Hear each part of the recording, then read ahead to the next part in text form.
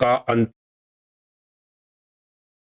सोमवार सुहागिन महिलाएं यहां बांधे हरी चूड़ियां, 24 घंटे में होगी मनोकामना पूरी। साथ ही सावन महीने में सुहागिन महिलाएं ये 3 चीजें किसी दूसरी स्त्री को भूल से भी ना दें, पति पर आता है घोर संकट। दोस्तों, श्रावण के महीने में अगर सुहागिन महिलाएं हरे रंग की चूड़ियां यहां पर बांध देती है तो उन पर माता गौरी और भगवान शिव की विशेष कृपा होती है और उनके जीवन से दुख दरिद्रता का नाश होता है।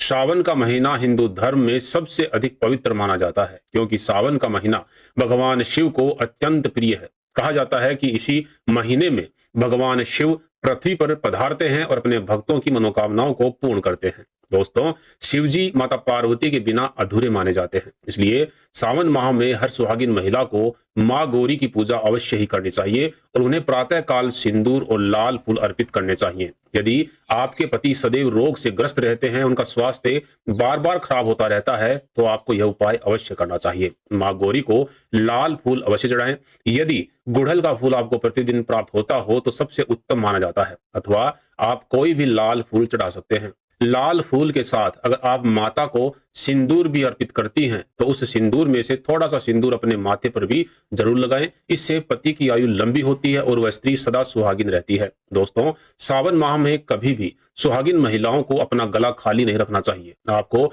अपनी सुहाग की निशानी मंगलसूत्र को पूरे माह धारण करना चाहिए। यदि आपके पास मंगलसूत्र अभी तक उपलब्ध नहीं है तो आप कोई भी गले का हार या चेन भी पहन सकती हैं। हरे रंग का हार पहनना सबसे उत्तम माना जाता है। और यदि आप मंगलसूत्र धारण कर रही हैं तो केवल एक बात का ध्यान रखें कि मंगलसूत्र कहीं से भी खंडित या टूटा हुआ या मोती निकले हुए बिल्कुल भी नहीं होना चाहिए। इसे अशुभ माना जाता है। सावन माह में यदि आप माता गौरी की पूजा के साथ साथ अपने श्रृंगार का भी ध्यान रखती हैं तो यह आपके और आपके पति के रिश्तों को और ज्यादा गहरा बनाता है। आपको सावन माह के पूरे महीने में पायल और बिछियां अवश्य पहननी चाहिए। यदि आप इस समय अपने हाथों में मेहंदी रचाती हैं तो मां गौरी बेहद प्रसन्न होती हैं और आपको सौभाग्यवती रहने का आशीर्वाद अवश्य देती है। दोस्तों, यदि पति पत्नी के बीच काफी समय से मतभेद चल रहे हो, उनका ग्रस्त जीवन दुख और कष्टों से भरा हुआ हो, तो आप सावन के महीने में शिव पार्वती की पूजा बेल के वृक्ष के नीचे जरूर करें और बेल के वृक्ष पर हरे रंग की चूड़ियां जरूर बांध दें। इससे माता पार्वती और भगवान शिव